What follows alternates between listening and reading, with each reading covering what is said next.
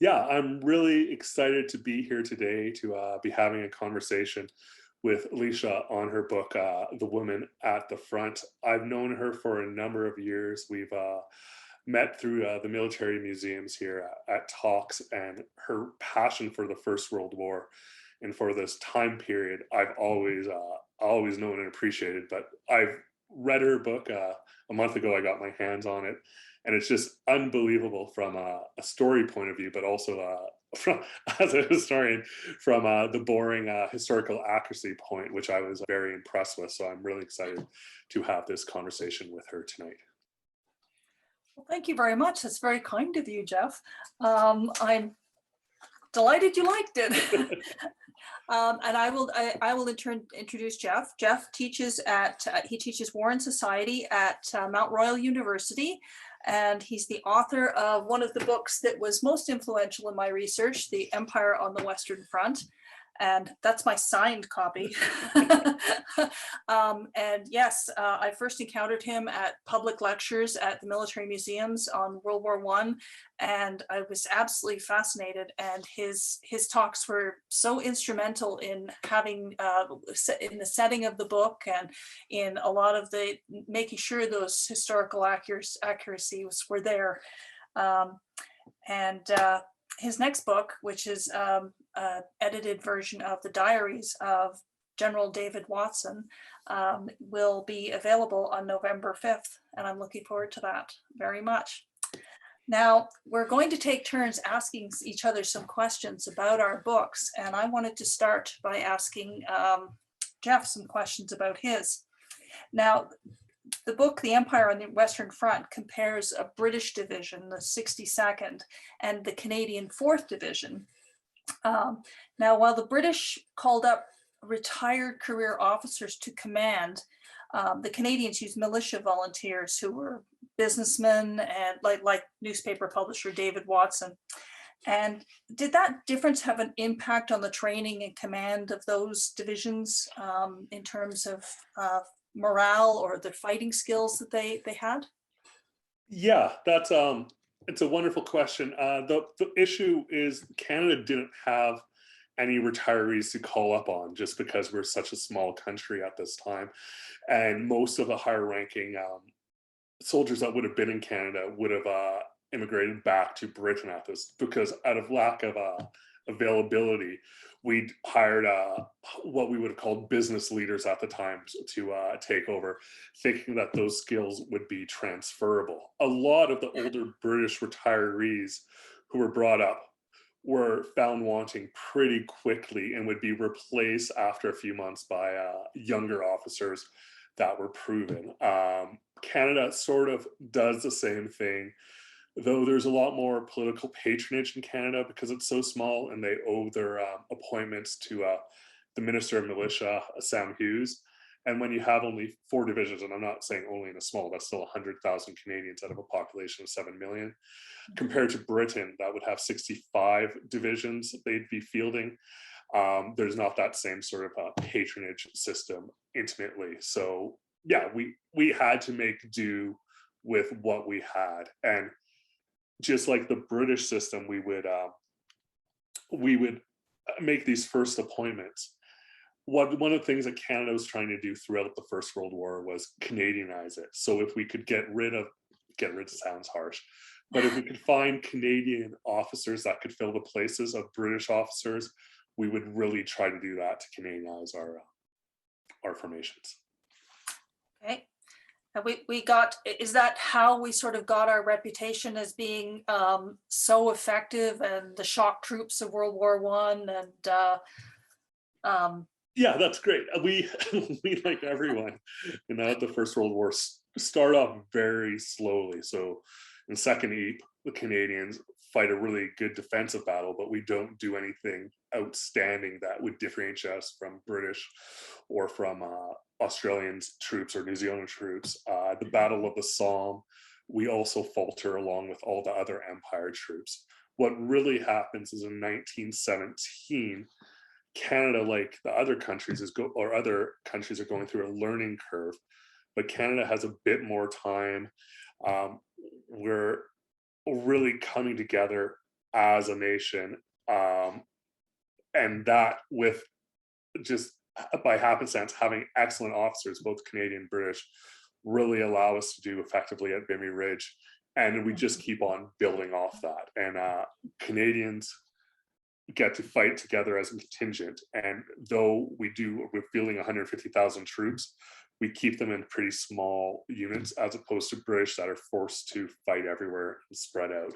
So that's one of the differences, not necessarily Canadian exceptionalism, but just by happenstance. Yes. Yeah. Oh, okay. Now, Now, this is your book launch. Can I ask you some questions, please? oh, sure.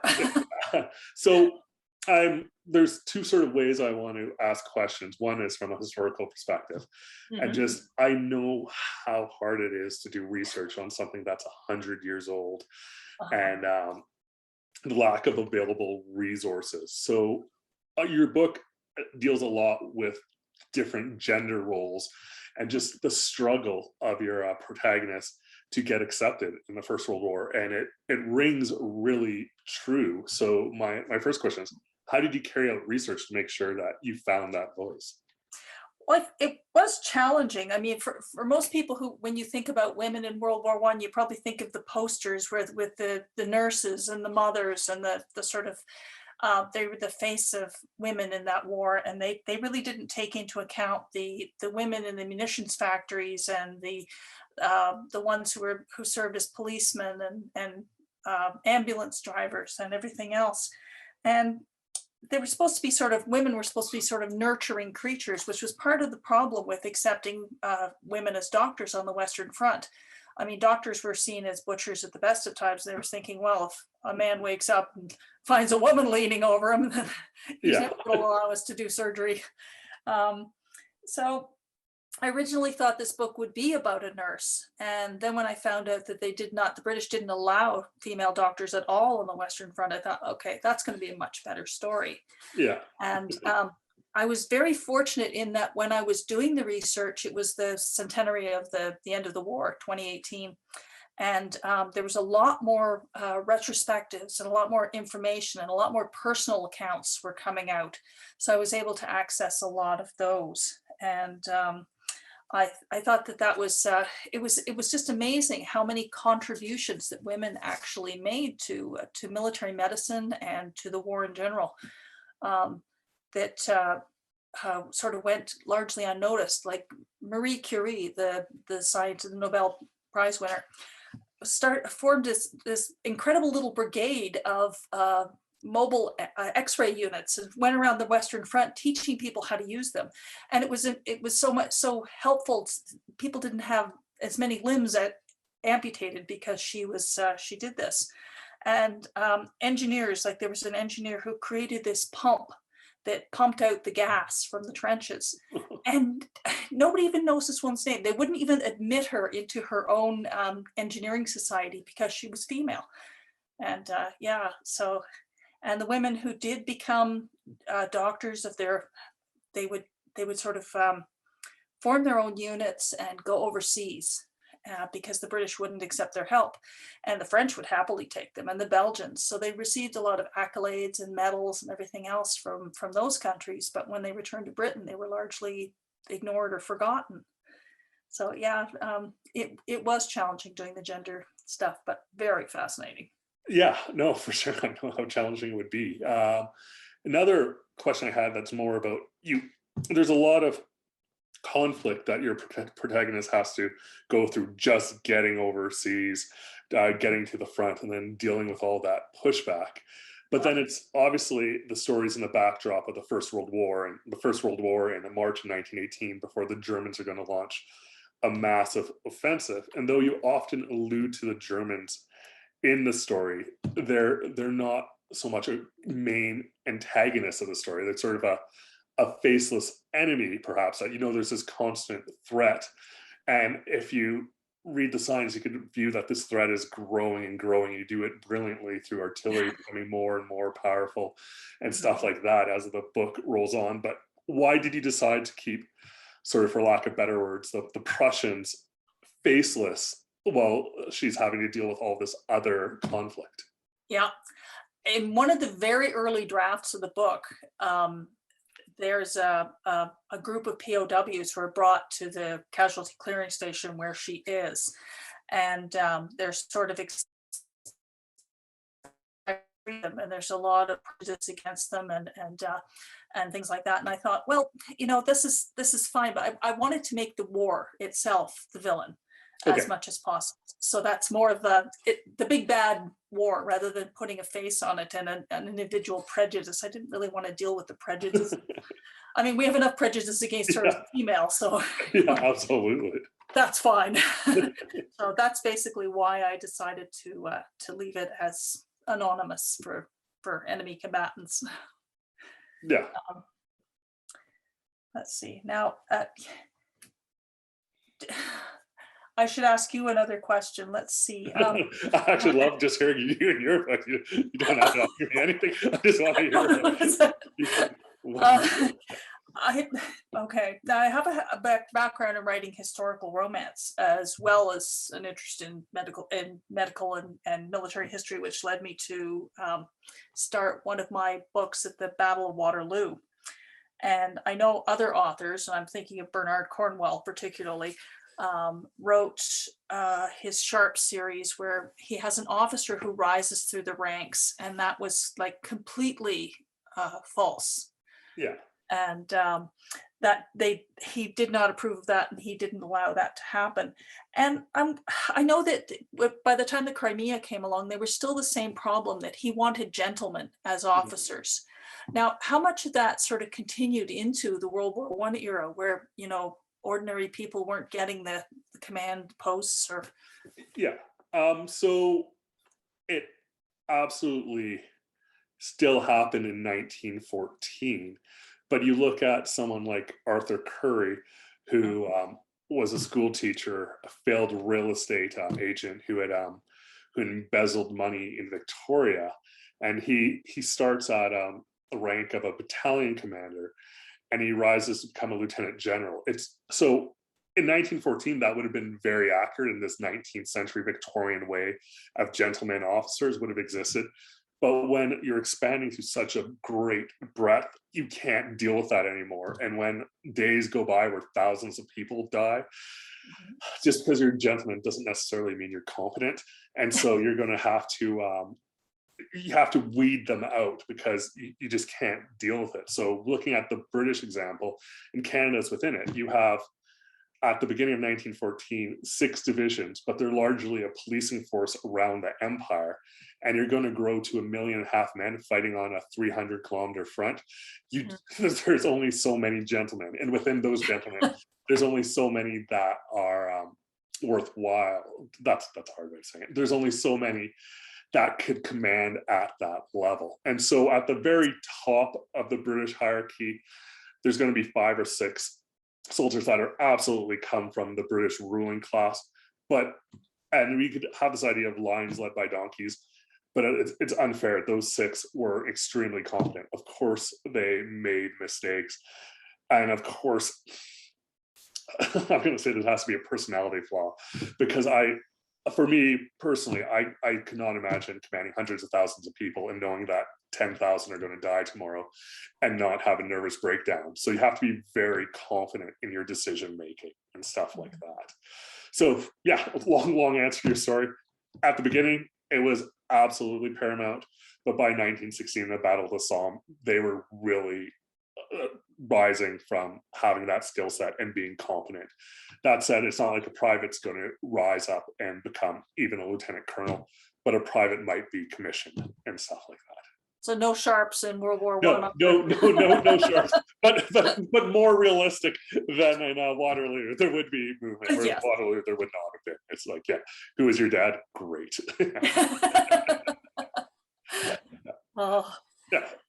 So one of the things you raised in a talk here was you were thinking about writing about nurses, and then you decided to write about a female doctor. But how much research did you go into looking at nurses as opposed to, you talked a bit about physicians, but nurses had a much bigger role within the British forces, which you're looking at. And if you look at France, obviously they played a different role.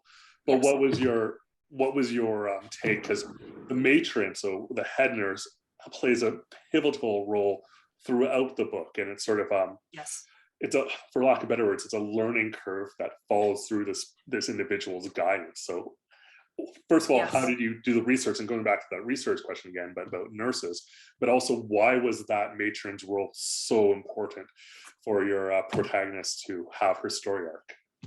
Well, nursing was a profession, and it was a military profession in World War One. I mean, these ladies had ranks, and although that like a matron would probably be the equivalent of a lieutenant colonel or something like that, her orders and her anything she did could be countermanded by, a captain, green out of England, just because he had a medical degree and he was a man. So.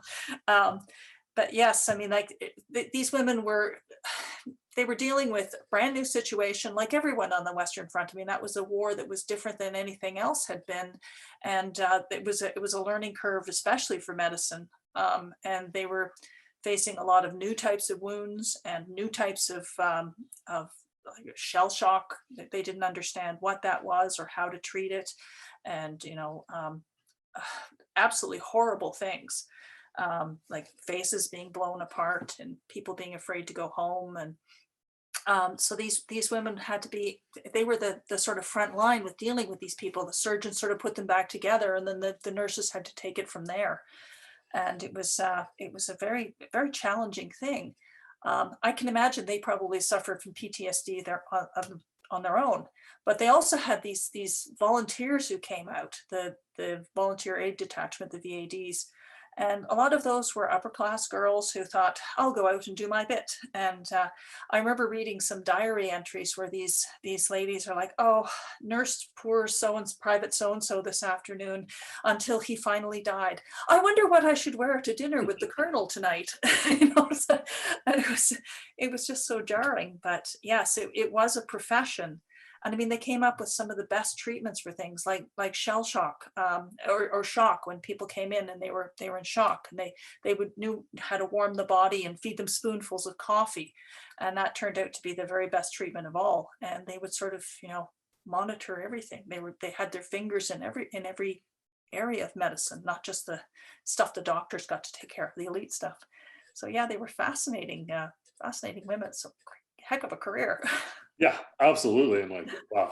But so she plays such a pivotal role in your book, and I do like, she's a secondary character, but she's really there, and she interacts with every other character in your book. Yes. So can you talk to me about that process and why that was important to have her play that pivotal role? Well, she was a very negative figure in terms of accepting another woman in a position of authority, like another woman doctor. And she had seen the harm that female visitors could cause. And I think to a certain extent, she did not want anybody challenging her authority as the head woman on the post, kind of thing. And that was sort of, she was very strong, and she had to be the one to control the nurses and the orderlies and the VADs. And aside from the doctors, and there weren't enough of them, she was sort of the next line of authority. So she was very protective of that. And I think that probably they had to be. Yeah. But she goes through her own evolution in the Yes. book, or acceptance. Yes. Yeah. Can you talk about that a little bit? I can, but it's almost, I don't want to Giving give away the away book? too much, but Yeah. when she learns about the fact that Eleanor, the heroine, has gone through so much to get where she is, and she realizes that she's not so different, that the only difference really is that Eleanor's family accepted that she wanted to do this thing, and Yeah. her family did not. So she had to take a different path. And when she realizes that, she sort of starts to support the other woman, the doctor, and understand that that's what's needed, that women have to stick together, not necessarily be on opposite sides. Yeah, or in competition. Yes. Yeah. Does that answer the question? It absolutely does. Sorry for Okay. putting on it. Okay. Oh, now let's see. I have my list of questions here so I don't forget what I'm doing. Okay. Now, do you feel that historical fiction helps or hinders the understanding and interest of real history? Like, do you have students coming in and going, yeah, but that's not the way they did it in Sharp's Rifles or Yeah. whatever? No, like for without a doubt, it helps because first of all, reading my book is it's an academic book, right? There's an argument there, and there's a lot of detail. So if you're interested, it's great, but it's not. You, for lack of, but you don't get lost in the story where you're just really excited. It's going through this happened, this is why it happened, this is how it happened, and it's giving that cold hard facts. Yours brings a life to it, and if it's done well, which yours is, that the history is right. Because one of the things I do when I read historical fiction is just read and say, oh, well, this is wrong or this is wrong. So for me, like, like it's not that I don't approach the book with enjoying it, but there's judgment there. But if it's done right, the history is really is sort of there to help tell the story, but also gets people intrigued. All right, so what is the March Offensive? Yeah. Why were the Germans after 5 years able to punch these holes in? And so I think it's a way to access it, because then you go and maybe look up Wikipedia, what's going on, and you get a broad narrative there. And if that hasn't answered your question yet, then you could go dive more into history and then maybe start accessing books like mine that sort of fill in these gaps or fill in these little holes. So yeah, I think historical fiction has like almost a bigger role to play in getting the larger public interested in these. It brings a life to it that sometimes just cold hard facts don't give it the same depth. Yes, I find that reading historical fiction leads to reading more nonfiction to discover the truth. But writing historical fiction, it starts with that research and goes from there. So yeah, it's So yeah, that goes on to my next question. So you wrote about the First World War yes. very well here. You've learned obviously about it at a very detailed level. Is your next book going to be looking at the First World War, or have you written enough about it and you want a new project or a new idea to frame your future books on? Well, I'm just doing the revisions for the next book, which I think comes out next year sometime. I'm not sure at this point, but it's set in Berlin in 1936 during the Nazi Olympics, I guess they were, while the world was looking at the glory of these fabulous spectacle games. Hitler was already planning World War II in the background. So the heroine sort of gets involved in that. But that said, I loved researching that.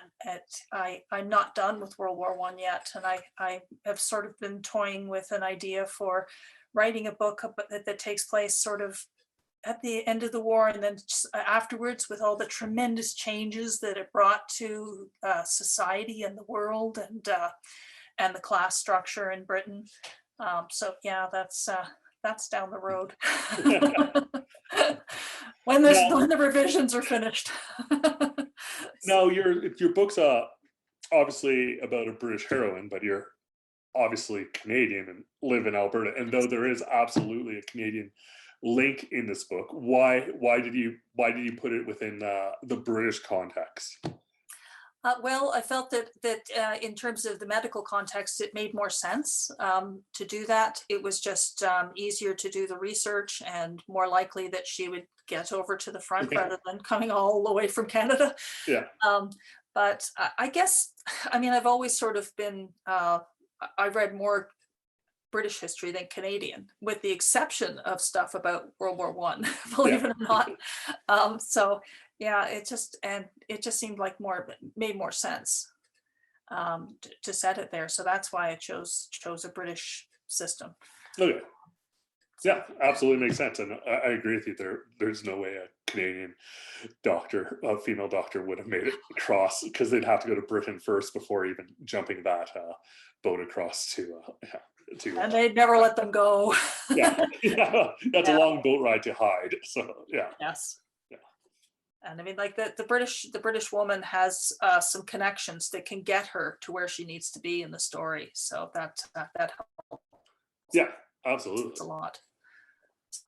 Should Okay, we take some questions from the audience? we can do that. Then I can ask you some more questions. Uh, So, okay, do we have any questions so far? No, I don't know if I see any. Okay, well, we can just keep talking unless you people ask a question. So, all right, so I will ask the next question now. In terms of when in the oh, okay, we have a question from Janie Chang, who's a wonderful Canadian author herself, and it says, "Does your I can't read the rest of the question. Han, can you read it for me?" Yes, of course. All right. Does your heroine deal with the Spanish flu? She does it slightly. She ends up with it herself, and as casualties come in, more and more of them are sick, and so yes, just but she doesn't really have a lot to do with it. It sort of affects her, and then we move on. That's it. So, any more questions?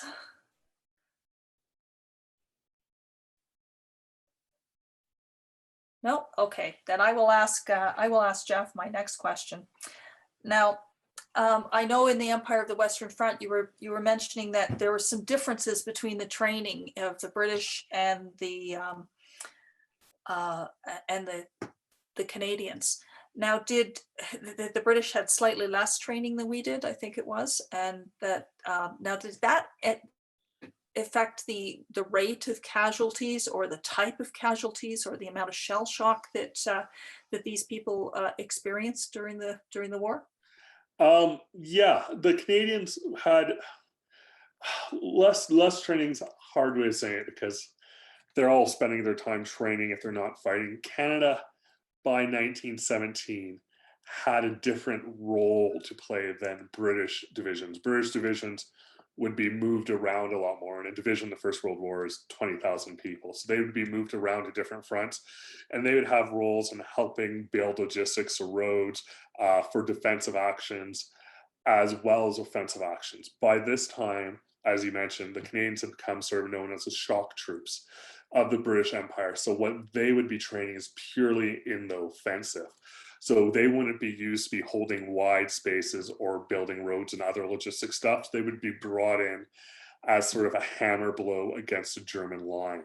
So they absolutely had more specific training to that because that's what the British Expeditionary Force, which they were part of, wanted to use them for. So their casualties when they went in would be pretty high just because they're there to be that hammer blow. So whereas a British division might attack for 2 or 3 days and then be pulled out of the line and a new one rotated in, Canadian divisions would be held there for 5-6 days, continuing this attack.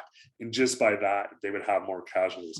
As to PTSD, or what they called shell shock back then, I don't have an answer to it. I would assume everyone had it. Yes. The First World War is absolutely crazy, and like what they asked human beings to do is it absolutely dumbfounds me because I would have had PTSD on day one. Yes. Oh, absolutely. It was amazing that the people survived that, especially with no psychiatric help or Yeah. you know. So yeah, that is absolutely incredible. Well, that's interesting, but I mean, poor Canadians. Yeah. Yeah. I see a question down here for me.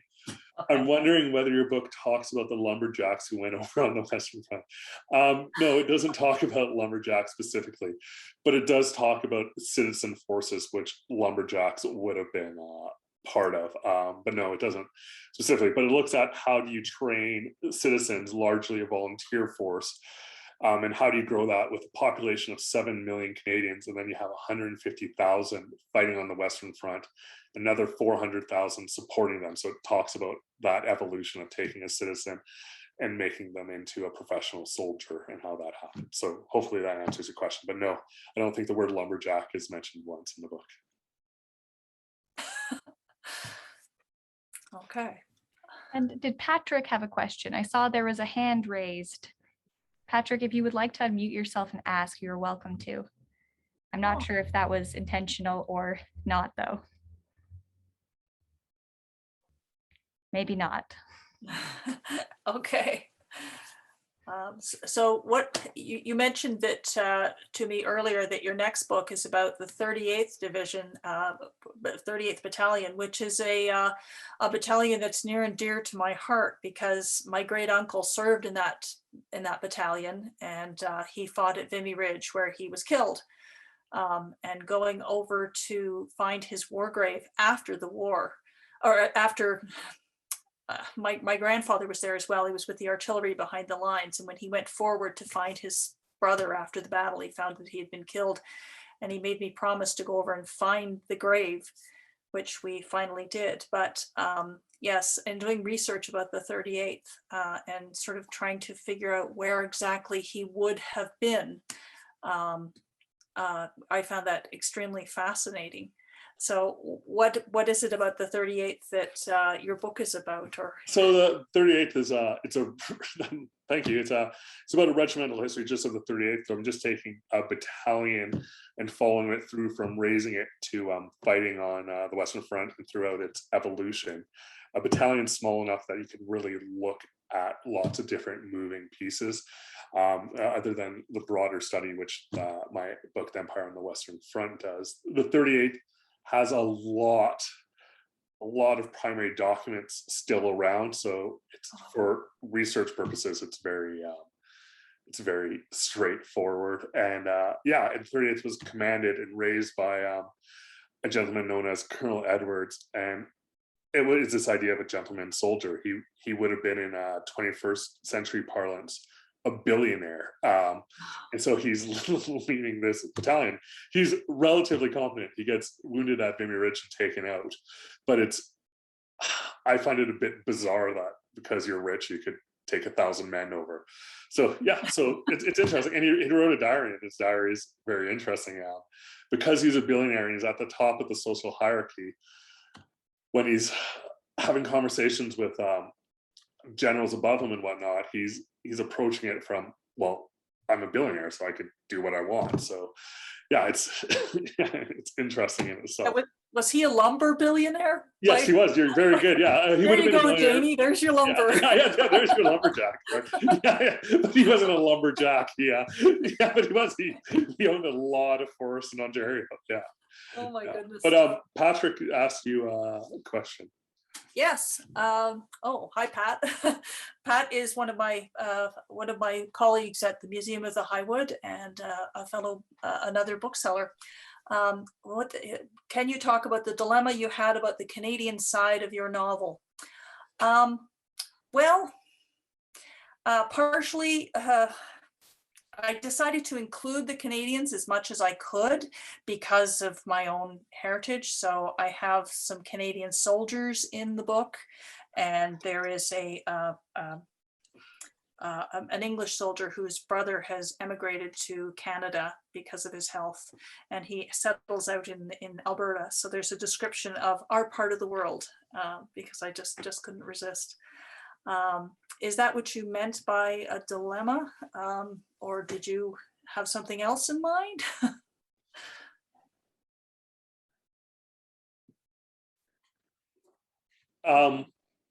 There's a couple of questions here. Can I discuss the irony of Sam Hughes? Sam Hughes didn't actually know of embezzlement. If he did, he would have gone and carried out. Sam Hughes fallout in 1916, and Sam Hughes is soon after fired by our Prime Minister Borden at the time. And other ministers find out about the embezzlement, and they both make the decision that it's better to have Curry there. He's a great soldier, and Curry's told that he has to pay off this debt, which he does actually. David Watson gives him the money to pay off his $10,000. So there's definitely politics there. But no, when the government finds out about it, they quietly do it. Sam Hughes been removed at this time. If Sam Hughes hadn't been removed, he would have made it an issue, as Sam Hughes goes after Curry after the war, not knowing about the embezzlement, because that's actually forgotten until we look at letters in the 1960s and 70s. Like, oh, wait, what happened? Like, we had this guy in charge. So yeah, it wasn't known to him. The next one was, well, yeah, there's always maps in my book. Maps are an interesting thing, because when I'm discussing a battle or something, or discussing certain units, I find it hard sometimes to understand it without placing it. So one of the things that I do, so all my books will have maps, so that when the reader's reading it, they'll also have context of where they could look at a map to see what's going on, both of that division, or that unit, but also the wider battle that's taking part in. And though I'm horrible at cartography, there's people out there now with software that could do absolutely unbelievable things. So I'm very glad I'm writing a book in the 21st century, not in the 1980s, because the map would be quite simplistic.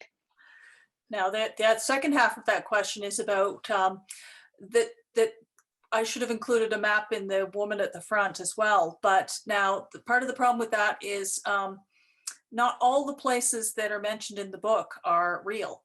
Most of them are fictional, the little villages. And I actually had to look up all the different casualty clearing stations and find out one that wasn't actually numbered and placed.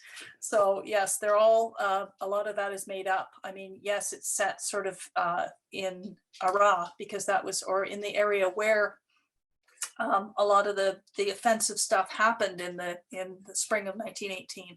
So it's in the general area, but that's about it. So yeah, fiction, we do take a lot of liberties with things, fiction writers. So I guess we're allowed. Absolutely. So, okay. And the next question is, did you come across anything that surprised you or made you change your original plot? Yes. The fact that female doctors weren't allowed on the Western Front changed my original plot. It was going to be about a nurse, or in some respect. So that was, I just found out that when I found out that they weren't allowed there, I thought, no, that's a better story. What if they found a way to get there? How would that transpire, and what adventures would it cause, and what problems? So that was sort of the new basis of the story that eventually became The Woman at the Front. And okay, so let's see. I don't think I have any other questions for you, Jeff, but tell me more about David Watson. My daughter is also a professional historian, and when she was doing her practicum at the Military Museum, she was helping the director there put up a World War I exhibit. And she was asked to transcribe part of David Watson's diaries. So we were trying to figure out the handwriting together, and we were reading the part about Vimy Ridge, and it was so, because we knew that we had relatives there, it was all the more touching, and so much more information than we had known. And it was, I think we both ended up in tears. And it was fascinating. So what was something fascinating about him, or about that you learned when you read the diary? So the diary, I just found, it was just his thoughts at the end of the day, and he didn't keep his diary for anything beyond, I think, just a mental break from the day and to recap. So some of the entries are incredibly boring, like it's 23 degrees today and it rained, and so I cut all those out, because I don't want an 800-page book about like the weather. But the thing that I liked about it, or I found fascinating, was one, it showed the pressures of leadership where he would have to send these people into death that he was friends with or he knew, and it showed him being promoted from a relatively middle level commander to the second highest post that a Canadian would have, and shows those different decision making or evolution that he had to deal with, as well as the relationships that would change throughout as he went up. As well, it showed how important family was. He would write home to his wife and his three daughters all the time, and he'd write in his diary about fights he's having with his wife over letters and whatnot, and how she's misunderstanding him, or stuff like that, or how important it was when he got a clean pair of socks and how it made his day.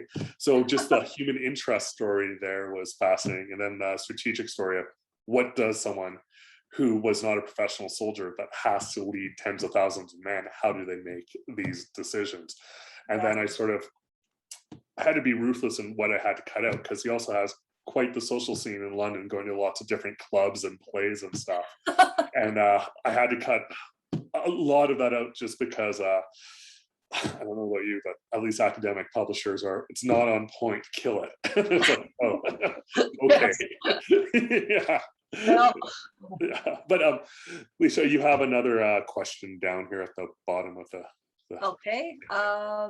What it says, what kind of protagonist did you want Eleanor to be? What did you want her story to highlight? Well, I guess she comes from a position of adversity. She's determined to be a doctor, and every time she sort of gets a leg up, like she's allowed to go to university, but when she graduates, her family says, no, we want you to get married and give medicine up. And she gets the chance to go over to the front, and when she gets there, it's like, no, you absolutely sit by the bedside, hold his hand, and do nothing. But I basically wanted people to see that determination and sort of doing what you need to do to get where you want to be is very important. And I'm hoping that people will take away from this that you can do what you want to be, what you want to be, as long as you're strong enough to make that happen. And I know that's a lot to ask for a book, but I'm hoping that, you know, somebody will look at it and say, oh yes, I can do something in my life that's heroic and make a difference. And we sure need that right now in this world. So, yeah. so that's sort of what I hope, that every heroine in every book sort of speaks to somebody and gives them a leg up into what they need or what they want in their own life. Does that answer the question? I think it does to me. I think your book absolutely answered that question. I think it ends on a sobering thought, but an uplifting thought. And it's one of the things I really enjoyed about, because reading a book with First World War, like, is everyone going to die at the end of this? Like, how is this going to end? Like, because the book could have gone so many ways, but it is an incredibly positive story about hard work and effort, but also the support you need to get there. And your protagonist needs a lot of support, though she's an independent individual. And so that is, yeah, I thought you did an amazing job writing it. Like, I really enjoyed the book. My wife's reading the book right now. I didn't share it with her, and she's actually a physician, so I'm excited to have a conversation with her, because that would be, I'd love to hear that one. Yeah, from my historical end, it's right. So I'm going to ask her now, as a practitioner, is this right or not? Yeah. So yeah, that's interesting. Okay. I did a lot of research based on the memoirs and the sort of medical knowledge of the time, rather than asking modern doctors or nurses for information, because it was so different then. I mean, there were no antibiotics. They were dealing with the kinds of wounds and ailments that had never been seen before, and they were coming up with new treatments, and they were completely baffled by a lot of things. So I sort of listened to the voices from the past rather than asking people from from now with the modern technology. Okay, and the next question is, could you expand on the role of stretcher bearers in the context of creating Fraser? Oh, Fraser. Fraser is, I have a background in writing romance, and my publisher said, we want you to include romance in your a romance in your story because it just fits well. Now, Fraser is a stretcher bearer, and when I started reading about the stretcher bearers, they were sort of the forerunners of field medics. And these guys started out as kind of like the regimental band who was sent over to play on the Western Front. And when they realized we don't really need a band, go out and bring in the wounded. They were essentially porters. And gradually they became better and better trained in first aid and sort of advanced first aid. And they would go out in terrible danger and in knee-deep mud and carry these heavy bodies back. And the stretchers would ruin the strap, sort of cut into and cause permanent scars, and their hands were full of splinters and cuts and mud from the stretchers. And they were just the hero says, you can tell a bearer by his hands because they're so messed up. And right until sort of the end of his life, he's going to have these marks. He's going to bear this mark. And they were just so brave and so incredible to keep on going out there, marching out there.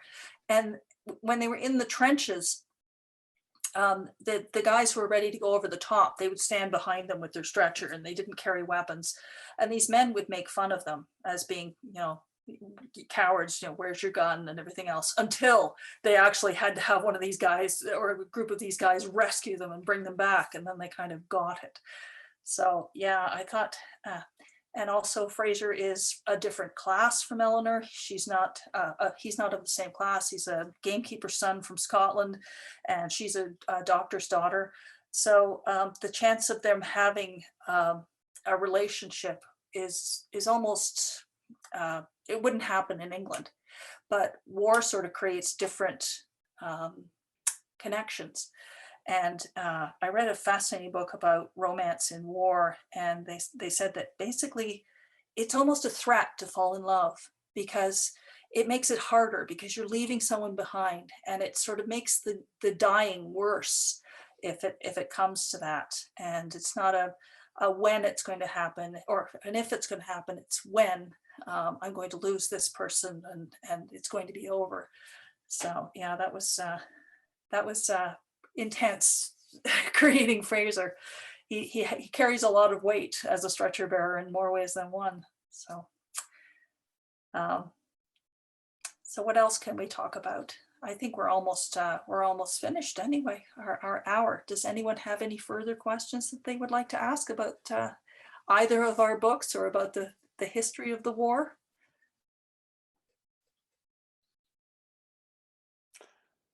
I just have a comment. I think your book's phenomenal. So when it becomes a mini series or movie, please think of me as a historical advisor for that Oh, I certainly will. Because I think I honestly think it's brilliant, and I think it would be a wonderful wonderful series to watch on Netflix. So please have them contact you. Well, I am so looking forward to this pandemic being over so that I can go to more of your lectures at the military museums, and I can't wait to read your David Watson's diary with the good parts or the salacious parts cut out, but and the 38th history as well. And I just want to thank you so much for agreeing to join me here tonight, because it's an interesting pairing, a fiction author and a historian, but I think we made it work. Yeah, for me, I loved it. So hopefully the other guests were okay. And thank you for including me. This opportunity was fantastic, and I honestly cannot sing enough praises about your book. So thank you so for much. Including me. That's very kind of you.